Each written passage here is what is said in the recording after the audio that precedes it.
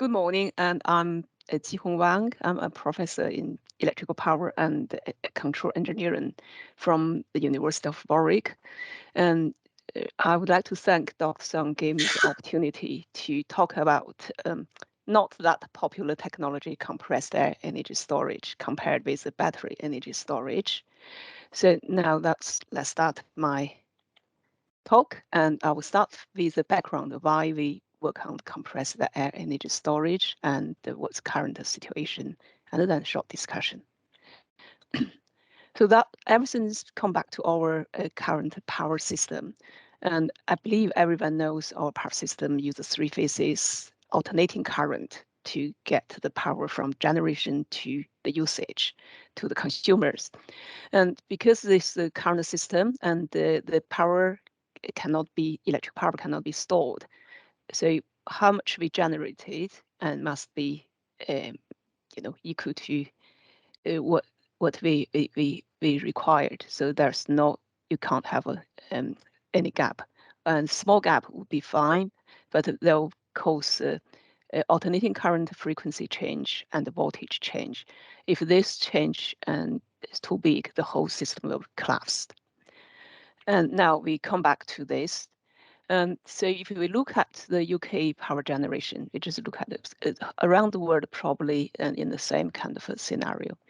And that's UK in the 13th June, and that's that moment, 9 o'clock, and the generation mix. So this for the whole day power generation mix. And this green area is the nuclear power, and this one, brownish, it's light brown, is uh, gas, and it's a natural gas, and for this brown one, and also coal and wind, solar. That's one. And if you look at the whole month, we can see the variations, and also if we can see the whole year, and that's the whole year and the variations. So what's our national grid doing? And to meet the demand, how much we want to use this top curve, and to try to maximize our renewable energy generations, and currently probably average around over 30% from renewable energy or low carbon technology, and then regulate other technologies, and mainly gas turbines, to let them generate more or less to really and to get to match the two sides. And in addition to that, and there will be under the technology energy storage, probably everybody heard a lot about this, will be in it and also play the role and to regulate this. And so, okay, to keep this balance and use various technologies, this comes with cost. And this one is April, how much National Grid spend on maintain the grid balance, over 180 million pounds. And this, there are various aspects, and from National Grid's report, that's kind of a ratio in between different things, and certainly including something you really trying to pay someone to not generate it because we don't need so much power, or pay someone to quickly bring their generation capacity online to send the power. So all this come to the cost.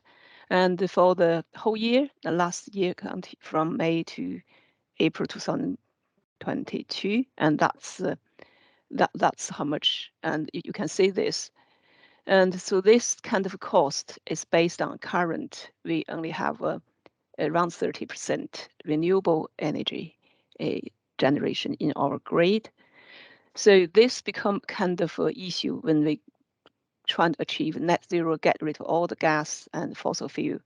And this kind of cost will increase as end probably come to our consumer's bill.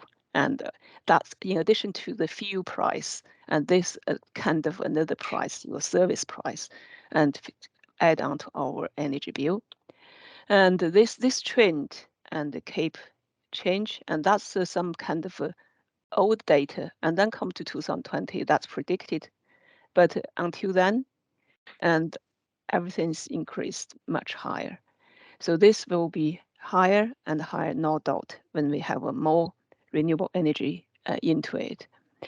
And so we come back to this graph, and we have this kind of a mixed generation and energy sources, and we call it something's not dispatchable and something you can dispatch, you can manipulate.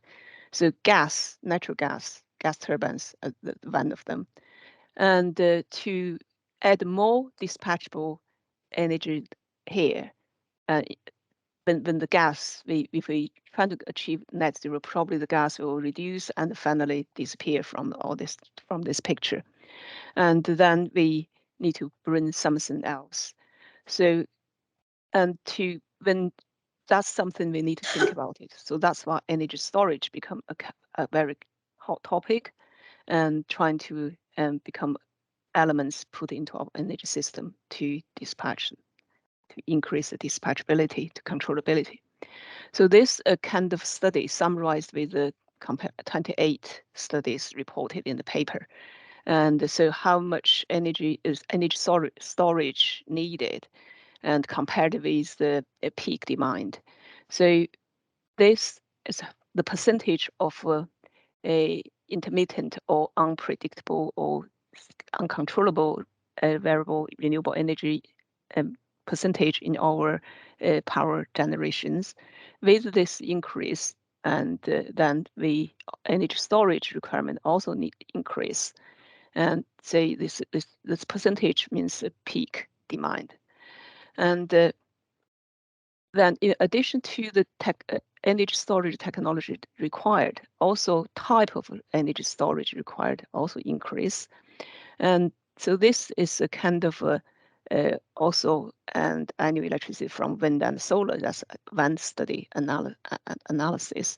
And this is the storage duration, how long we need to store the energy so we can use later.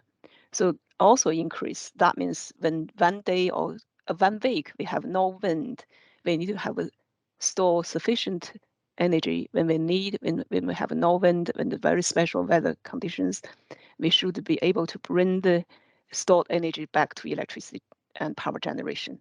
So that's the kind of need. There's a massive need. And to come back to energy storage technology, there are various technologies, and probably everyone knows batteries. In the UK, and the battery energy storage and grow very fast. And there are quite a number of larger scale battery energy storage power plant in operation already. And the largest scale at the moment is 150 megawatts, and battery energy, lithium-ion battery energy storage. And in terms technology features, characters, and this one is the power rating, and this is response. Response means when you need electricity, how fast this stored energy can be converted into electrical power to provide the supply. When we look at this, and we have a larger scale, when the scale increase, and the response time looks like and it becomes slower. And the fastest probably supercapacitor, but a very small scale in terms of power and energy. And the battery, and that's green area electrochemical battery storage. There are very technologies. So based on this energy storage duration need, so there's a definite need to study something apart from this short term storage, and the long term, a larger scale can store massive energies to achieve net zero. And another aspect, looking at the cost. And probably when you look at the cost, compressed air is one of technology compared with pumped hydro, even cheaper than that. And in terms of capital and operational cost. So this is a kind of a technology, and should have its position in the energy storage technology maps. And but currently, this technology, and I don't think anything happens in any operational plant or something in the UK. And this because the two aspects. One is the technology itself, and because it's used compressed air has a low energy density, and also currently round trip efficiency is not high. And second one is market. And in the UK, because there's an urgent need to get a fast response energy storage to response the gap generation and the demand to avoid a network collapse. And so that paid very high price if for the large scale energy storage and it's like load shifting and bulk energy, capacity energy, that's cost very low, probably just less than 10% of this fast response market. So that's two aspects about this. And that's energy storage for, but this is just mainly is battery increase. I think I skip off that and come back to compressed air. So in the background, to achieve net zero, we need something not just short-term storage battery and also some long-term large-scale energy storage. And so that's why we studied this compressed air energy storage. And the technology is when you have an actual or excessive electricity, you compress the air and into high pressure air and stored in the air tank or kind of a reservoir. And when you need it, and it just through turbine and release. And this technology, very first compressed air energy storage plant built in Germany in 1978, but only used as combined with gas turbine to use. And the second one built and American Macintosh. And this one is similar, use gas turbine, but with a kind of heat recovery, so increase its energy efficiency. And so in recent 10 years or 15 years, the research focused on how to get rid of a gas turbine, purely use compressed air and recycle compression heat and then reuse during the expansion or generation process. So that's the current research. And that's something and working on. And so the current research mainly trying to deal with trying to address relatively low round trip efficiency and energy density. And that's also our research folks at Warwick University. And our group and start compressed air energy storage by working with industry, develop the very first compressed air battery. It's really that time mainly use backup power. In 2005 to 2007, the project finished, and 2009 the product launched. Only active for a few years, but then battery price drops, and this kind of technology and it had very difficult to survive in the market, even it's very clean and technology and sustainable. And then another research is because it's low energy density, we're trying to focus on how to find if there's a massive storage, low cost storage resources, and also in efficiency improvement. And the one work we did is we work with the British Geological Survey and look at the whole UK underground salt cavern, suitable salt cavern, which is mostly suitable for compressed air energy storage and mapped with wind power generations. And so we develop a particular capacity analysis software, analyze the whole possibility. End up, that's our conclusion. In the UK, even we use 1% of a suitable storage capacity, that's the energy we can store. So UK has a great potential to develop this technology. And so we did a white paper and a roadmap of various things. And now I think this year and the UK funded three, kind of through Innovative UK funded three projects. And that's really good news. And another one is improve efficiency. We work on the technology development and the system analysis.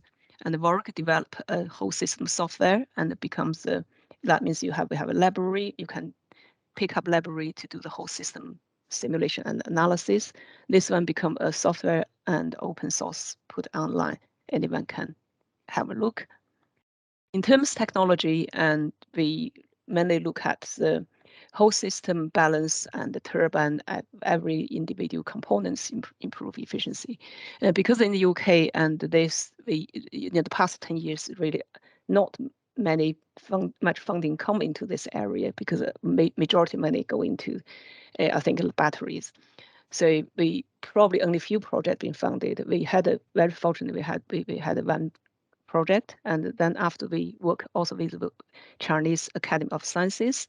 So now I can, after 10 years, the technology and the 10 megawatts and going to have a round trip efficiency improved from 40% to 60%. And the new one expect to go to get 70%. And from the 10 years ago, you don't see, I don't think we can see a number of demonstration projects, but now there are many projects. So 10 years and this technology and improved and very fast, and from 40% plus to 60%. And also many countries start to pay attention to this technology, and include UK. And I hope this one can contribute to net zero in the future. And finally is discussions, and that's my personal opinion. And so this technology is proved is a large scale, sustainable, clean, and low cost, but difficult to get investment into this area. Mainly, it's the market because of the high energy system, and it's on this high speed response and balance service and frequency responses. And for the capacity and the bulk energy shifting and the cost, the market value quite low. So that's something probably needed more people from different area to make effort to, because we need this. Without this, net zero is almost impossible. So we need effort, and thank you very much, and for you to share this information with you. Okay, thank you.